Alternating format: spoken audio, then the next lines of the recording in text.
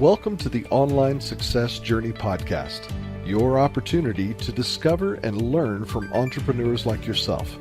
This is not your typical podcast, but a place where you can get the real story and find out how real people encounter speed bumps and detours, but journey through to find success.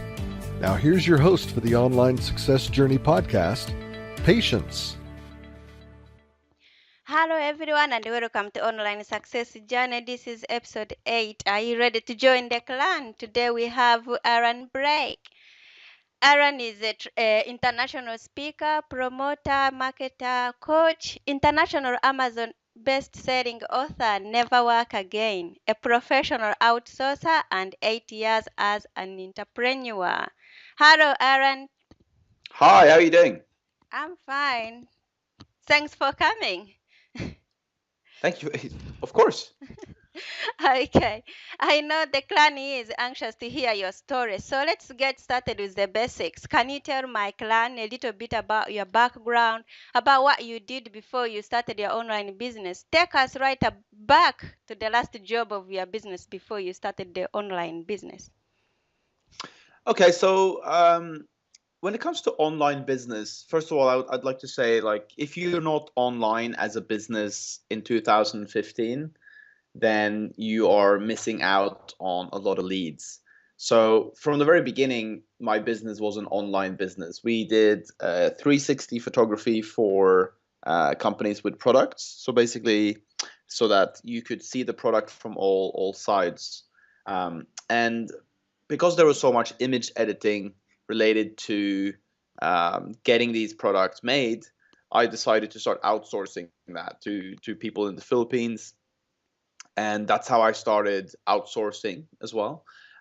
So from the very beginning, I was selling something that was related to online. So I was always online, and I was always using online tools like a website and an email and things like that. And I think that's very important to everybody listening to, like, make money online, is that you can actually apply the tools and strategies that you're learning. You can apply to any type of business. So like having a free product to give away, to get people to opt in, to build your email list, is something that anybody can do. Like if you have a pizza restaurant, you could have a how to make our pizza ebook, and people could opt in to get that. And then when you have an offer for pizza, you will send it to your list. So I would say I've always had an online business, and I've always applied strategies to online, because online was always a cheaper route than printing up and sending out and taking meetings and so all that stuff. Okay, that's a great background, Erlend. So help us connect with you. Tell us one thing, either a business or a personal, that we want to know about, even if we have been following you for a while. So one thing about me is that I really believe in routines and persistence. So in terms of the compound effect, so the compound effect works in a way that if you do something for 5 minutes every day for a whole year, you'll get a massive result. So basically, if you spend 5 minutes just reading a book every single day, you'll read a lot of books in a year. If you exercise for just 5 minutes every single day, there's lots of these apps. Like, people say, I don't have time to exercise. That's bullshit, because you're not asking yourself the question, how can I exercise? Because there's these apps on your phone with 7-minute exercises, and all you have to do is put the app on start, exercise for 7 minutes, and then in a week you'll have exercise for 49 minutes, and in a year you'll have exercise for 52 minutes. And so there is no real excuse for not making things happen, because all you have to do is set aside 5, 10, 15 minutes a day to do something towards your success. And that's really what differentiates people. Another thing is you have to have a long-term perspective. So don't plan that, I'm going to make all this stuff happen in a year, because in most cases it doesn't happen as quickly.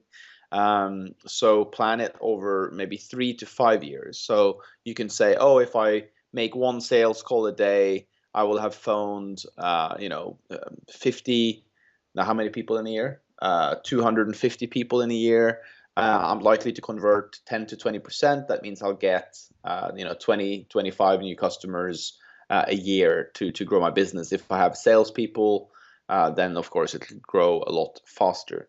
But yeah, I'm a really big fan of compound interest. I'm not sure that I think probably people know that about me already. But it is actually something that I think about every single day. I think about like, what are my habits?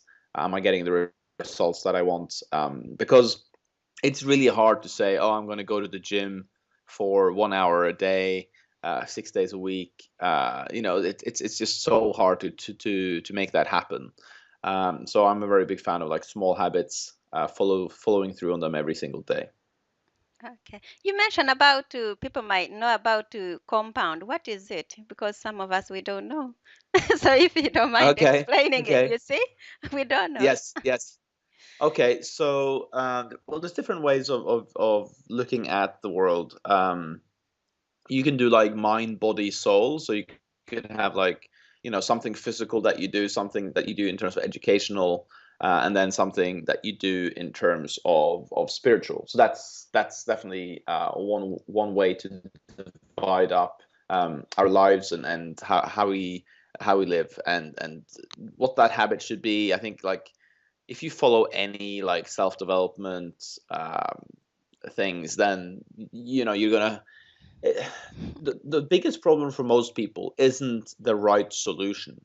It's not like, oh, I'm going to do this diet, that's what works. I'm going to do this business, that's what works. That's not the problem.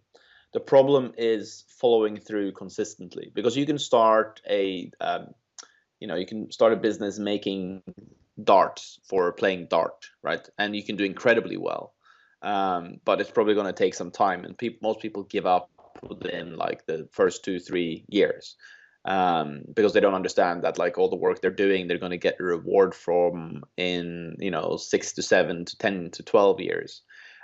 So another thing to think about in terms of compounding habits, something I call the 6 pillars. And this is something that everybody has in their life. So you have something emotional in your life, somebody you love, or something you love doing. Then you have community. Like being part of a community is incredibly important for human beings, especially entrepreneurs, because they live quite an isolated life. Being physical, and taking just a little bit of time every week to actually work out your body. It's very, very important. Intellectual. So, are you going to courses? Are you reading? Are you looking at things that help you develop as a person? And then spiritual, as I mentioned earlier, and then career. Like, are you passionate about your career? Is it going the right place? And what happens for most people is that they are very, very emotional, or very, very career focused, or very, very intellectual. So it's important to have like a little bit of everything, a little mix of everything, not every day, but every week, that you do all these different 6 elements. So those are the different things that you can compound, and you can also say, oh, every week I want to have somebody over for dinner. Okay, so it becomes, oh, so every week you're having somebody over for dinner. That's social, that builds community, that's emotion, and you can talk about intellectual things. So I think writing down your weekly habits and what you want your life to look like, and then consistently working on and following through on those things are really important in terms of being happy, which is ultimately what we want to be. Okay. Your book is titled Never Work Again. What is it all about? So Never Work Again is really about finding out what you really want to do. So a lot of people start a business to just make money, so they'll see, oh, this guy's a lawyer, I'll become a lawyer, or this guy does real estate, I'll just do real estate. And there's no underlying passion for it, rather than just, oh, I just want to make money, this is a system that works, I don't care, I just want money. That only works up until a certain level. Okay, and then at the next level, you're like, oh, is this really what I want to be doing? I spend so much of my life doing this. I'd rather want to do something else. So that's one side of the book. So the book is divided into, the first part is all about finding out what you love and why, Because at the end of the day, we're not really, oh, I wish I'd made more money. We're kind of focused on, did I help anybody? Did my life matter? How did I contribute? And the fact of the matter is, we don't really know when life ends. So we should be doing the kind of things that we want to be doing at the end of our life, at the early stages of our life. And then the second part of the book is really about understanding how to build a business that works without you. Because even though you love what you're doing, you're only going to be as powerful as the team you build. When you delegate and get other people interested in your cause and what you're doing, then that becomes really, really powerful. So, the community element of starting a business is really important. So that's a concept that a lot of people don't get, and a lot of people don't understand in business. Is like your accountant, the marketing company you are using, your suppliers, they're all part of your business. They're all part of your company. They're all part of your team. So the better you collaborate with your environment and the better people you attract into your business as well, like a virtual assistant, the more value you can deliver to the world, and the more value you deliver, the more money you can make. So it's this combination of like first doing what you love and then building a team that also loves what you want to do. And then that will make you successful and free. Because the definition of never work again is like find a job you love and you will never work another day in your life. And that's a quote from Confucius, who lived like thousands of years ago. Okay, wow, the book is interesting. I might get that book because I just saw it recently. How did you get fired from your first job? Well, I think I was straight out of university, very, very intellectual. I didn't have very much experience in working as a employee. I just didn't know and understand politics and what I needed to do to succeed as an employee. So I just said what I felt like I needed to say. I just did as what I wanted to do, and very much like an entrepreneur, I had like my ideas of how they should run things, and I was scared of voicing those, sharing them. So yeah, so one day my boss came over to me and said, "Let's go to the pub." And I said, "Oh, let's go to the pub," because that's not something that he and I ever did. Like he would do it with other staff, brainstorm, but he never did it with me. So I was like, "Oh, this is, either this is good, or bad." Oh, this is bad. Well, I guess it was really, really good. I liked some of my colleagues, but a lot of them I didn't get along with. So yeah, fired, and then he told me, "You're either an entrepreneur, you have really strong ideas, and you're very sort of into your intellectual side of business, and so maybe you should start your own business, because this is my business and you can't run it." So that's how I was fired. Oh, okay. Maybe that gave you the edge to start your own business. Yeah, I think it happens to. I think there's a lot of routes like that for entrepreneurs. Like they have parents that school them really early, so they're motivated by either an uncle or their parents to start a business, and they also they oftentimes work for their mom and dad's business, and they ask them questions, and then they get schooled at a very early age. The entrepreneurs that I know that are really successful at a young age, they have entrepreneurial parents, or Okay. mentor of some sort Did to you teach get them. did you get another job, or you just went your own way and did your own entrepreneur business? Okay, so right out of university, so a friend of mine had started a 360 photography company in London. So I called them up and said, I can help with this business. I just got fired. Um, I'm really into like building businesses, and I think I can do. But I think what's important is like the process Mm. after something dramatic happens. So let's like a relationship ends, or these painful things in our life that we think, oh, at first we go, oh, this is really bad, but it's actually really typically very, very positive for you, because it teach you something. It'll move you in the right direction. That's if you actually continue moving. The danger when a brick hits you in the head and you fall down is just to go down. The trick is to keep on moving, to get up and keep on moving. So I did that. It took me a couple of days to just like really think, because I wanted the safety of a job. So I wanted to, just get paid, so I could do things in my life except always think about work. So I was applying for jobs as well, but my friend James, he said, yeah, let's do this, and we brought that company up to about 8, 9, 10 employees in 1 year, and it did well. So after that, I went to Norway with the same business, because we didn't function well as business partners, because I had one idea of running things and I had another idea. So I said, this is not for me, and I went back to Norway, because also I had a relationship that ended in London. So I was, there's not that much more here for me. I think I'm just going to go back to Norway, and I did. Okay, it seems it happened that it was painful, but anyway, something good came out of it. Okay, people tend to think the sun always shines because you are successful. Did you have any setbacks, any failures while setting up your online business, or what those setbacks did you have? Okay, so yeah, marketing has us believe that because somebody is successful, that life is very easy, and that's not true. The reason why it's easier for people that are successful is because they have overcome their problems.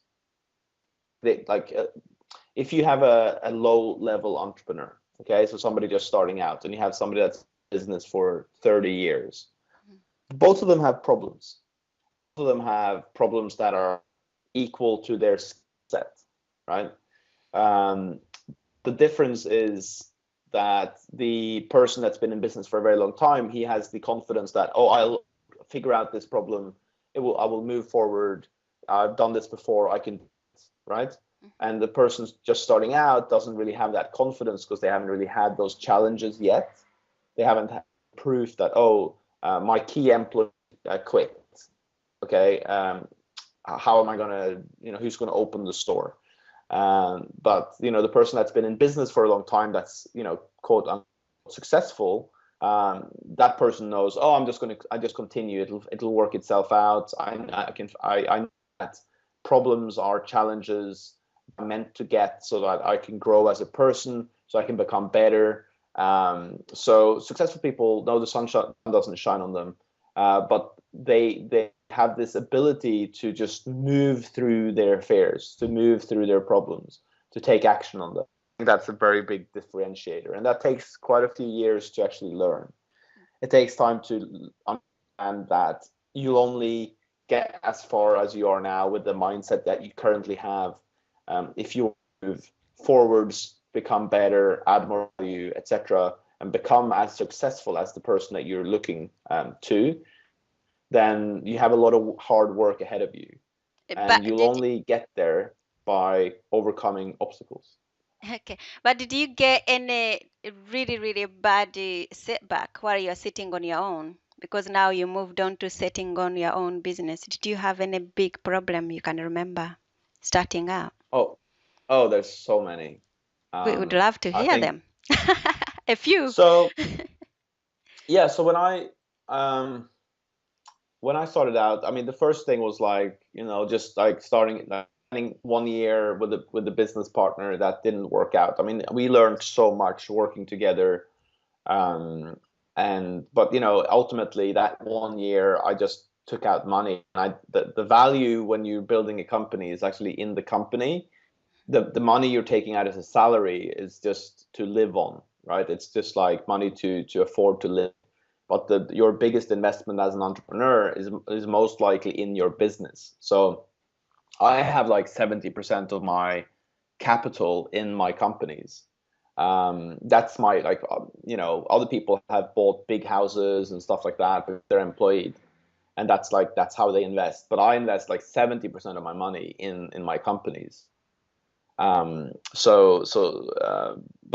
mistake. I think like a few common mistakes is like trying to do everything yourself. Instead of saying, oh, how can I get somebody to build my website, who can afford, and just consistently trying to find people that can be part of your team. And that's also why we created the dream team that we offer on mroutsource.com, is because when I started out, I didn't have a dream team. I was making the website, I was doing the photography, I was doing this, I was doing that, I was doing accounting, I was doing everything myself, and I just didn't have time for community, the emotional side of things, the physical side of things, spiritual side of things. So like I would say 4 out of the 6 elements that I mentioned earlier, they were missing in my life because I didn't have a dream team to help me build my business with me. So that's a very, very big mistake. So the way the dream team works is like I've developed a team over the last 6-7 years that do everything for me, like keep my websites live, write my text, do the share my content, all this stuff. Like for my podcast, they create the podcast, they get the guests on the show. So all this stuff I couldn't have been doing if I didn't have my team. So the problem is most people don't have time to even find their team. So that's why we're offering entrepreneurs access to our dream team. So if they need tweaks to their website, or they need a virtual assistant to do tasks for them, then they can come to the dream team and we'll figure it out for you. So the way it works is that you get a project manager that can that you'll speak to and you'll delegate to. Underneath him or her, there's a virtual assistant that actually performs the tasks. But depending on the kind of jobs that you're sending, we'll delegate it to the right person in the team to make it happen for you. Accounting, I was doing accounting. That was really, really bad, took a lot of time. I drifted. I started one business, I started another business, I started another business. And if I'd stayed clear on one business for a long period of time. So like you said in the beginning, I've been an entrepreneur for 8 years. So the first year my business failed. No, well, it didn't fail, but I went into a partnership that didn't work out. The second year I started the 360 photography business, and I got some clients and I made money on it. But then I started a second business, which was an online store. The business partnership didn't work out, so I lost another year. I lost another, $30,000 on that. Lots and lots of time. Was still making money on product photography. So I continued doing that, and then the same year I started the outsourcing business to the Philippines with image editing. So those two things have always been working: the photography of products and the image editing. I've always made money on that, but throughout the years, I've sort of, instead of every day waking up and making that one sales call to a company, I've been starting other businesses, doing other things, and trying to find that thing that's going to be making me lots and lots of money. I started, I think maybe in my third year, I developed apps, and these apps, they did really well. They had 400,000 downloads. We hosted people's images, but again, it's not profitable for us to say, oh, this is something we want to stick with. So we're actually canceling out that software. So I've had lots of side projects, lots of experiments, testing and trying, and ultimately, like, if you're scared of failure, then you're gonna have really big problems, because you fail your way to success. That's the only way to really succeed, is to fail your way to success, because failure is a great teacher, and that's the best way to learn. You can study other people, you can look what works for other people, but ultimately, like, the way you're going to make your company work is going to be through a series of failures. And the more you fail, the more you learn, the better you become as an entrepreneur, and the quicker you become that really successful person that you're striving to be. Okay. Regarding that setback, what emotion did you experience? How did you feel, and how did you describe to what was going on in your business to your closest friend and family? One thing that my family said a lot was like, why don't you, okay, if this is so hard and difficult, why don't you just get a job And that was probably the most frustrating thing that I would be told, because yeah, that would be the easy option. The easy option is to go out and just get a job. It's so much easier than being an entrepreneur, starting a company, being able to do that. So I think for me, in school I was good. In sports I'm good. So I never really had so much problems in my life. Like I had a very comfortable. I mean, I had problems, but I didn't have like big problems. Um, While so when your I became, sorry, Mhm. while your partnerships were not working out, did you discuss with your family? Did you discuss it with your friends? Like what Yeah, you of will course, do? yeah. So what was emotion? What were you going through? How Okay, so experiences? I mean, so my point is like, if you haven't had a lot of resistance in your life, if you haven't had a lot of bad things happen to you, then you kind of go, oh, you don't really know how to deal with it and how to overcome it. So I think probably the best lesson in entrepreneurship and business for me has been to, when a challenge, I don't call them problems anymore, I call them challenges. So when a challenge comes, like I know they're going to come. I'm not anymore like, oh, my life sucks because I have this problem. I'm like, no, okay, what's this challenge? What's the best way of tackling this? And I know that the stress from that is going to make me better. So I think in terms of like lessons from business, it's like learning to deal with the crap that comes, because and it's not even crap anymore. It's like a challenge that will make me better. So, but here's the thing: like family, friends, depending on who your friends are, they have no understanding of what it takes to build a business, and they have no understanding of what you're really going through. So, I've learned to not share with certain types of people. So, I don't really speak that much about business with my family. Um, I may talk to them a little bit, but like they don't have my experience, they don't have my insight. So don't share, business things with people that don't have any insight into business, because you'll get really bad advice. You should be asking people that are really, really smart, that can give you good answers about business. Don't share them with your employee friends or your family that's never done business. Okay. But if you have a family that's in business and their friends that are in business and they're really high level, then share with them, yeah, because they'll understand. But if you just talk to somebody that's been an employee all their life, they have no understanding of what it means to, feel the pressure of money and all these other elements that you feel when you're in business. Okay. I know my client would love to hear how you overcome that, and we are going to talk much more about this in our extended interview, but just tempt us for later, Aaron. How did you make it through that? You'd have to keep all that, and did you have a mentor? Did you have somebody to help you through with that? Yeah, I've had mentors from the very beginning.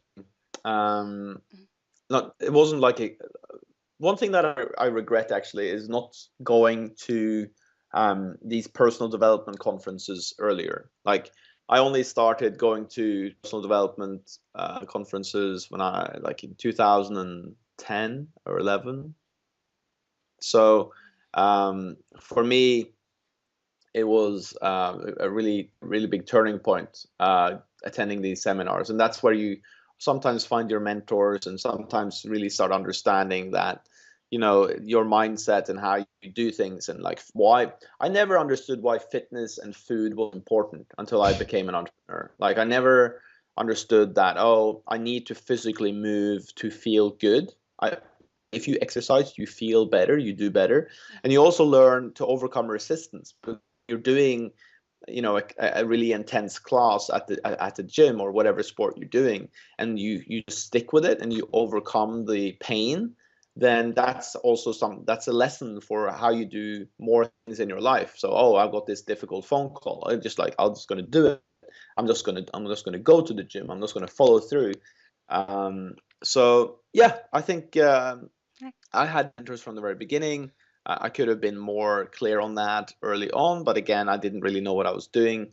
And luckily, there's lots and lots of personal development people out there now that help people with their business mindset, and they're often free as well. So there's lots of opportunity out there. Okay. You said your focus online or specialty online is in outsourcing in the Philippines. So what do you do for people? Yeah, so if you're an entrepreneur and you're starting out, you need a website made, you need somebody to create a sales list for you, a sales funnel, a membership website, anything like that, we can help you out with that. If you are an experienced entrepreneur, then we can also help you build a team in the Philippines to help you to grow your business. So what we do is we supply manpower, we supply the horses to help people pull their business towards the right direction and the right pace, so that you can grow and scale your value. So that's really what we do. So on my end, I train entrepreneurs how to think like a business owner, so that they can get the right mindset and really understand how you build companies. And then on the other side, we have excellent staff in the Philippines that we work with to help you build a business. Okay. Um, my clan is a group of hungry entrepreneurs looking to move their business forward. How can your expertise help my clan? Well, I think I've been hitting on a lot of these points throughout the call, but I think my expertise is really like I was sitting at a mastermind dinner that I host here in London once a month, and a lot of people were asking me like, how do you do it? Like, how do you do it? Because they are solopreneurs. They haven't been able to build a team that does a lot of things for them. And I've got 30 staff now that work for me every single day, every single week, month of the year. Of course, they have holidays, but like people don't have this skill set. Like, there's the biggest paradigm shift for any entrepreneur is moving from solopreneur to business owner. Like, most people never do that. You can make good money as a solopreneur, that's fine. But if you really want to scale your value and really make more than six figures, like the only way to do that is by building a team and working with other people. So the word company comes from group of people. So unless you actually have a group of people that you work with in your business, don't have a company. You have a solopreneur business. Okay. And that's a very big differentiator. All right. Do you have something today that can help with our online success journey? Something to make the road a bit smoother for us? Yeah. Okay, so we all want the shortcut. We all want the smooth road. We all want the sunny side of things, which is like we're either we're motivated by pleasure, right? But there's always a pain element. So if you want to grow, if you want to develop, you have to embrace the pain. That's why there's no pain, no gain. That's the thing. Like if you have to understand that. And the way I do my to-do list is like, what is the least, like what thing on my to-do list is the thing I least want to do, and you should do that one. Like in the morning, do the thing you least want to do first, because that's what's going to drive you towards whatever you want. So Okay. I don't really embrace the sort of easy way to success thing, because it doesn't exist. What exists is like self mastery. There's a lot of pleasure in self mastery. So, like, let's say you have to cancel a contract with a client or you can't deliver to a client. Like embracing that pain and saying like, sorry, I know I promised we're going to deliver this, but I can't make it time. Making that, admitting your mistake and then embracing that pain and following through on that.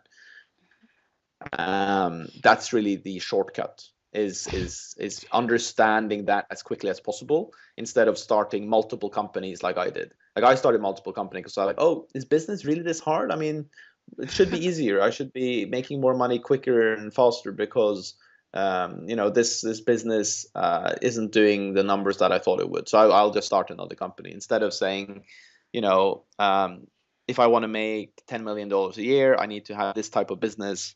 This is the difficult things that I'm going to have to overcome, or else I won't get my goal. So I think that's really my best advice. Okay. A lot of people think never work again is about lying on a beach. It isn't. It's not. It's not about that. Okay. All right. So how can this virtual assistant dream package help us, and where do we find this product? Okay, so you just go to mroutsource.com. We actually also do a 30-minute free business consultation there with one of my staff in the Philippines. So we look at your business, where you're at, and we answer questions whether we can help you or not. So that's something I suggest everybody does.